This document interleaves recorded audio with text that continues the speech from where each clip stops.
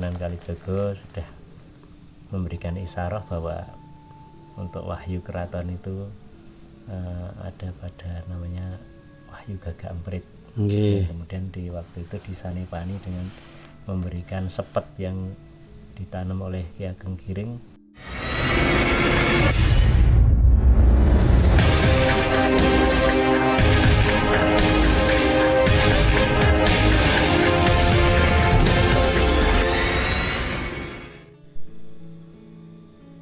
Selamat malam sahabat Jafaku antum, sehat bahagia selalu. Di malam purnama ini Museum Wayang Beber Sekartaji ditemani Ki Supri Sabta Atmaja disaksikan oleh Pangeran Rembulan Sang Hyang Sutasoma. Kami berada di bangunan situs cagar budaya milik Kalurahan Delingo, yaitu petilasan Gunung Pasar. Hari ini sekitar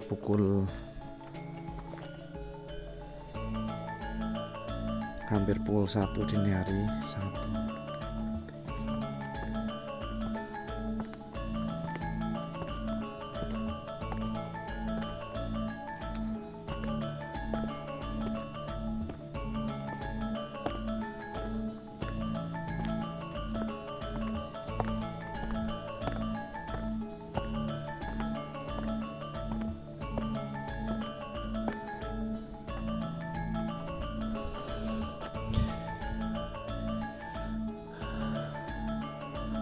Bersama Sang Hyang Sutasoma,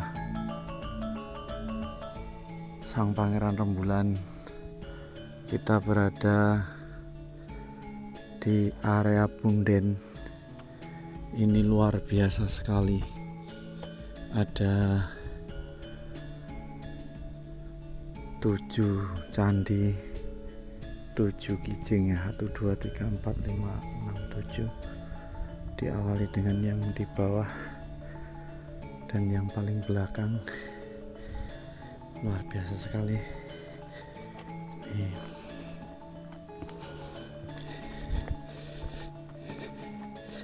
Kita tadi sudah berdoa. Nah,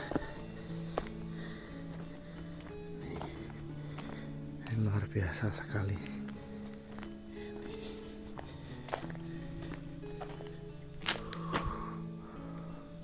Sang Hyang Sutasoma yang selalu setia.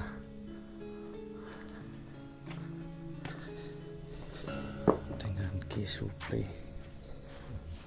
Kok nggak bisa ya? Halo. Bentar.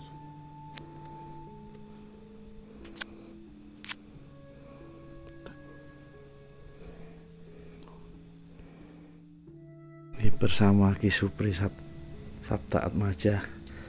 Selamat malam Ki. Selamat malam. Mohon diceritakan singkat tentang situs yang suci ini Ki. Ya, ini berawal dari janji dari Sultan Hadiwijaya ya. Sultan Hadiwijaya. Waktu itu kan mau menafkahkan daripada bumi perdikan, khususnya kepada Ki Ageng Pemanan akan diberikan bumi Untaok, dan kepada Ki Panjali akan diberikan bumi Pati. Nah, ternyata perjalanan itu tidak segera diberikan setelah apa yang dipenuhi oleh Ki Ageng Pemanan, Ki Panjali, dan juga Danang Sutawijaya waktu itu. Ternyata tidak segera diberikan. Lalu kemudian yang Pemanan ini mau melaporkan kepada Kanjeng Sunan Kalijaga. Ya istilahnya minta pengadilan. Bagaimana ini sudah lama kok nggak diberikan bumi pertigaan itu, masih digondeli saja gitu. Terus akhirnya beliau sowan ke Kembang Lampir di daerah Panggang sana. Nggih. Nah, dalam perjalanannya kemudian karena capek dan lain sebagainya, kemudian dia mau kembali lagi ke Pajang, mampir dulu ke Giring di Sodo, itu di sebelah sana, di sebelah Kaliurang sana. Oh nggih, di Giring nggih. Ya, di Ki Ageng Giring, kebetulan satu perguruan dengan Ki Ageng Pemenangan, sama-sama murid dari Sunan Kalijogo. Ya, satu perguruan Sunan Kalijogo. Nggih, terus nggih. Waktu itu Sunan Kalijogo sudah memberikan isyarat bahwa untuk wahyu keraton itu ada pada namanya wahyu Gagak Emprit.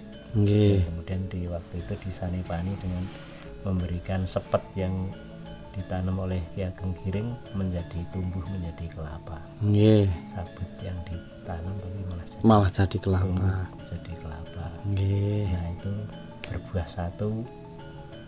Nah, kemudian karena sudah besar, sudah saatnya memetik, dipetik, kemudian dikasih dipogo itu. Nggih. Nah, kemudian Ki Ageng Giring karena belum merasa haus, kemudian dia pergi ke ke Tegalan dulu, kerja dulu. Nanti maunya habis kerja nanti haus terus bisa diminum gitu. Tapi ternyata di sisi yang lain Ki Ageng Pemenangan dari perjalanan jauh mampir ke rumah. Nah, saat itu yang ada istri beliau dari Ki Ageng Giring, terus ditanya kemana Ki Ageng, ke Tegalan gitu. Terus wah saya haus ya Mbak Yu. Terus akhirnya ini kok ada degan saya minumnya ya. Waduh, saya nggak tahu itu. Itu tadi yang naruh di situ tadi Ki Panjawi Ki Ageng Giring itu, terus akhirnya sama beliau diminum. Nah, setelah pulang dari Tegalan ternyata apa yang diharapkan mau diminum oleh Ki Ageng Giring sudah diminum duluan oleh Ki Ageng Pemenangan. Padahal itu wahyu Gagak Emprit yang menjadi wahyu keraton. Wahyu Gagak Emprit yang menandur juga Ki Ageng Giring. Ki Ageng Giring Atas dawuhnya Sunan Kalijogo. Oh nggih. Tapi ternyata diminum oleh Ki Ageng Pemenangan. Ya, sebetulnya semua itu ada proses, ada usaha dan lain sebagainya. Dan ilmu kabejan juga tidak bisa. Iya, leres. Gitu. Nah, akhirnya setelah diminum itu ya ada rasa kecewa dari Ki Ageng Giring karena sudah lama menanam sampai dia tumbuh sampai berbuah. Ternyata yang meminum Ki Ageng Pemenangan. Akhirnya meminta solusi, gimana Kang kalau misalnya besok kalau anak keturunanmu sudah menjadi raja, besok bergantian keturunan saya. Terus beliau menjawab, ya saya tidak berani janji. Terus ya sudah, kalau enggak yang keturunan yang kedua, dan seterusnya sampai keturunannya ketujuh. Dan setelah ketujuh itu Ki Ageng Pemenangan nanti ya memang kalau nanti sudah ditakdirkan sama Yang Maha Kuasa ya kita derek saja. Gitu.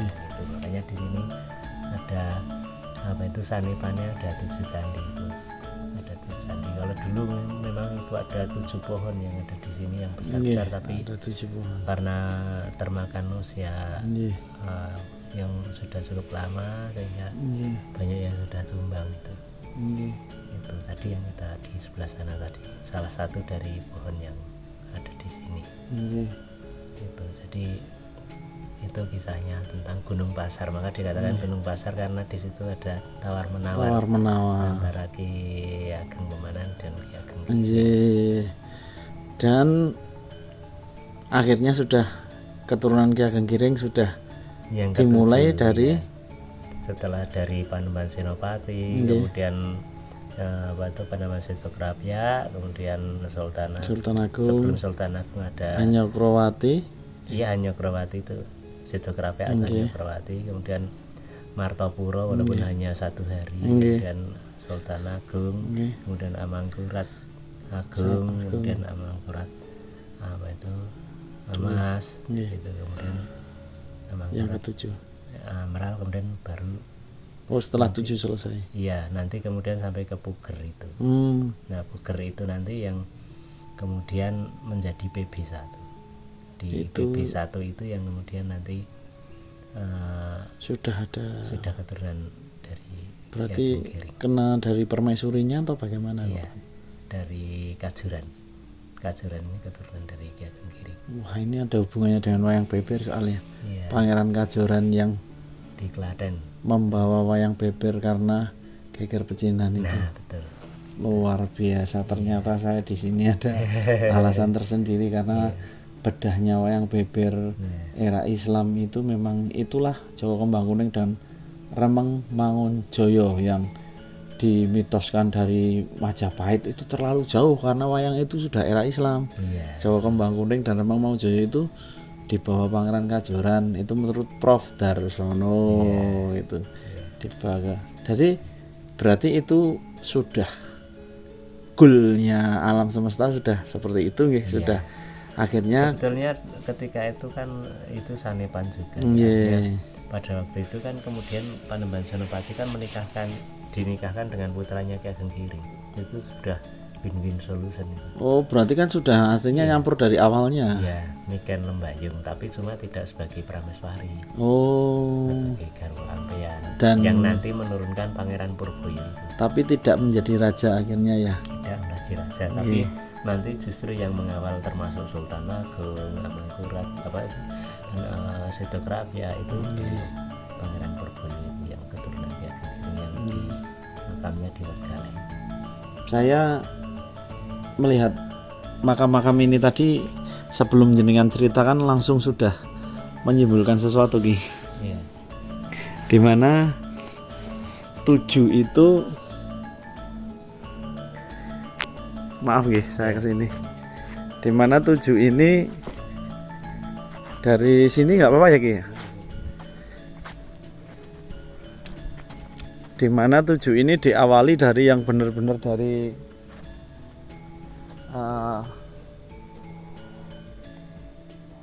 paling nggih. 7 ini diawali dengan yang memang posisinya rendah. Saya ininya di sini nih lagi. Ini rendah secara vertikal. Diawali rendah secara vertikal atau rendah secara horizontal, itu rendah secara vertikal atau secara horizontal. Diakhiri apa itu sanepannya ya? Kalau di tengah ini kan topnya dia paling atas.